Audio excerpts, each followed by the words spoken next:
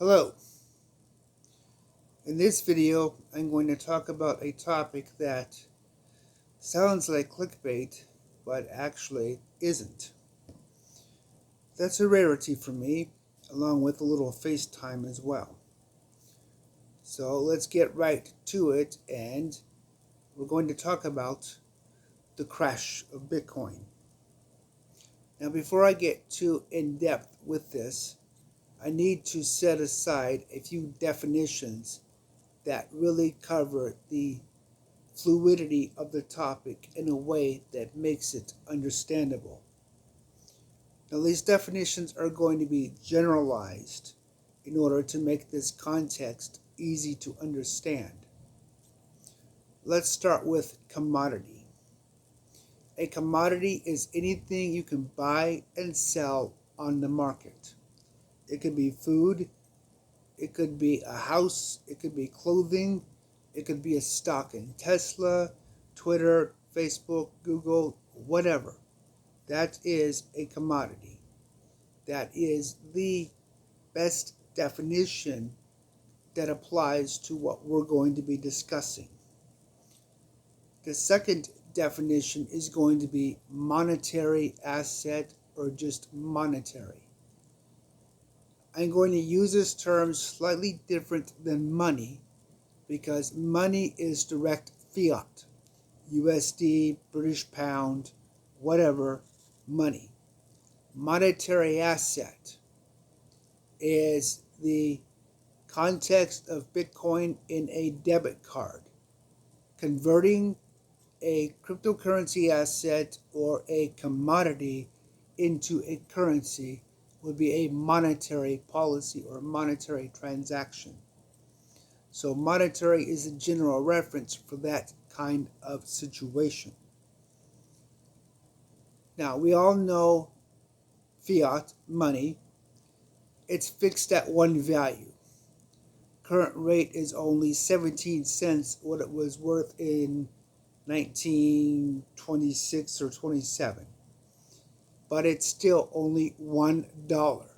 So when you take your $1 or £1 into the store, if an object costs 5 of these dollars, you give the clerk 5 and you walk away. The price stays the same number no matter what the underlying intrinsic value is. That's what makes money a stable fiduciary mechanism in commerce. It doesn't fluctuate. But that is the very problem of treating Bitcoin as a monetary asset. It does fluctuate. Let's take, for example, its high of 65,000. Now it's only worth roughly 20,000. That's pretty much a 60% drop in value. Let's take this into a real world situation. We're going to go in for lunch. We're going to buy something for $10. It could be a cheesesteak sandwich, a chef's salad, a rigatoni entree. It doesn't matter. Just something for $10. So we go up, we pay for it, we give the clerk $10. We now are on the process of going to our table, sitting down, and having our lunch. But as we are leaving, somebody comes up with the exact same meal that we just purchased for $10 and is only charged $2. Think about that. How pissed would you be for just paying $10 literally 2 minutes ago for somebody to get the very same product that you purchased for $2? The reverse also works the same. If the person in front of you had the same meal and got charged $2, and then it's your turn to go up to the clerk, and the clerk told you that the price was now $10, would you want to purchase that meal? Or would you be pissed that 2 minutes before you, the guy before you got the same thing for $2? This works in both directions of supply and demand. And that's why Bitcoin is going to crash. It cannot play the role of commodity and have unlimited price fluctuation that could appreciate or depreciate significantly, and the role of a monetary asset that can be used to purchase goods and services. The simple, basic bottom economic line is that consumers are going to want to purchase a $10 salad for $10. Not $10 now, $2 2 minutes or 5 minutes from now, or $20, depending upon extreme fluctuations in the market. Bitcoin will crash if it continues to walk this line of commodity and monetary asset. It simply cannot manage both in a sustainable way. Its price value is simply too extreme. Some of the other lower key assets, maybe for a short period of time. Ripple, XLM, Stellar Lumens, Monero. Their price value doesn't fluctuate that significantly in relation to the product value that they can be used to purchase. But even then, that's only going to last for a short period of time before they are going to end up in the same situation where monetary value and commodity value are going to collide, because the consumer is not going to want to be on the receiving end of either side of a bad deal. The person that got a $10 salad for $2 is going to be celebrating. He's going to be happy. The person that got the $10 is going to be mad as hell because he spent $10, whereas if he should have waited 2 minutes, it would have only been $2. And this scales up extensively with any product or service you can think of. Whether it's food, buying a house, buying a car, buying clothes, it doesn't matter. And this isn't the only area that this problem exists in. It exists in manufacturing and production of a product as well. If a business needs $100 to produce a product, well, if Bitcoin fluctuates to being only worth $30, it lost 70% of its value like it did in March 2020. The business isn't going to be able to produce what it needs on a monetary value because the value of the money has lost value.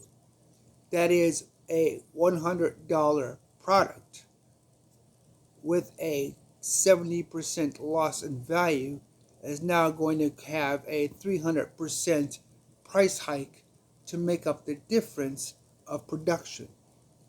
That is, that company is going to have to spend $300 to produce a $100 product, where that product may actually only go to market for $150.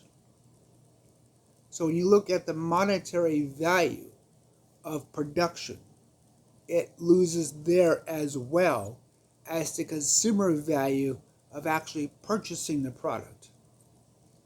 That is to say, using Bitcoin as a currency in its current state and as a commodity in its current state is not sustainable. It will crash. It has to crash just because market sentiment isn't going to allow and tolerate these types of wild price fluctuations with actual product purchases. That's the first major issue that is going to lead to Bitcoin's crash. And it really is the most important issue. You can't have volatility of fluctuations of price and value as a monetary asset. It's exactly why you can't go into your grocery store with a Tesla stock or a Google stock and purchase next week's groceries. The price must be stable. The underlying value of that asset must be fixed into a monetary quotient. It cannot be a fluctuating, volatile commodity. That works in barter, not in monetary policy. Now, you can barter for values equal to one another, meaning if you have labor and you want to buy 3 gallons of milk from a farmer, you could trade X amount of labor hours for those 3 gallons. If and only if the farmer believes your time is worth his milk. Again, that is the standpoint of monetary value, where both sides come to a consensus of equality within fair practice value. Product versus product. The left side product being your labor, the right side product being the milk. If both you and the farmer agree on the quantity of time you will give for his 3 gallons of milk, then the value of both of those assets is a consensus. With Bitcoin being fixed at $19,000, $20,000 right now for one Bitcoin, if you purchase a $60,000 car, you're looking at 3 Bitcoin value, roughly speaking.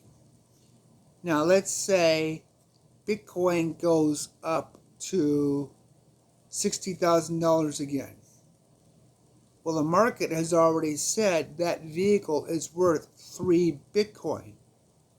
The same vehicle then becomes $180,000. That's a problem. Now, normally you would simply refactor and then the vehicle would become 1 Bitcoin. But that's still a problem, because then you're looking at what we have right now within our own current world economic situation. Inflation. You can't have that type of fluctuation without having eroding of consumer sentiment or value. You have to have stability in the monetary framework to be able to handle proper transactions. And inflation is a problem that is in the cryptocurrency markets right now, just because cryptocurrency is purchased with fiat money. So you have fiat money going into the debit cards to purchase cryptocurrency there. You have inflation from whatever country the purchase was made from. Now you have cryptocurrency being affected by inflation from the exchanges from whatever country a given purchaser lives in.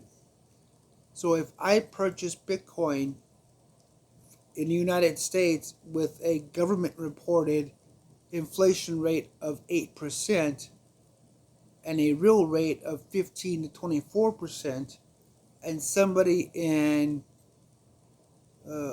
China purchases Bitcoin for a government reported inflation of 4%, but a real reported inflation of, say, 16%. All of this inflation begins to erode the value of what you've purchased. So now you have less Bitcoin because of inflation, and that translates to less value when you take your debit card into the marketplace. So you've lost on 3 different layers of your value. You've lost twice because of different levels of inflation. You're going to lose again when you actually make the transaction because of price volatility. This is why many economists say point blank that Bitcoin and cryptocurrency are going to crash. They have to crash because they cannot sustain what they are doing. They cannot sustain wild price fluctuations and actually real world market value of a given purchase rate. You can sustain some volatility like the Forex markets do, converting between the British pound to the US dollar or between the US dollar and the euro. You have some fluctuation, but nonetheless, that fluctuation is extremely minute. It doesn't affect the product that significantly that somebody is going to worry about 2 or 3 thousandths of a penny's difference in product value. The underlying fiscal stability is still there. So, what can be done about this? Well, it's simple. Bitcoin needs to choose. Is it a commodity or is it a currency? It can't be both. It must be one or the other. Either prices can bounce off the moon and become completely appreciative as much as the market can drive it, or prices are going to crash to a fiduciary level that people are willing to accept for purchasing goods and services on a regular basis. There is no middle ground on this. None. So hopefully that will help you see why this crash is coming and why it's actually not related to Bitcoin itself. Because it's going to happen to every cryptocurrency that tries to go down the currency route versus the commodity route. That's exactly why stablecoins, USDT, USDC, PAX, why they don't fluctuate. They can't because of monetary policy. You can't have your base and your quote of your product changing so radically that the product becomes almost next to worthless in value. That's not a sustainable long-term market. So the reality is those changes must be seen as a realization and a consequence to the functional necessity of either a commodity or a currency.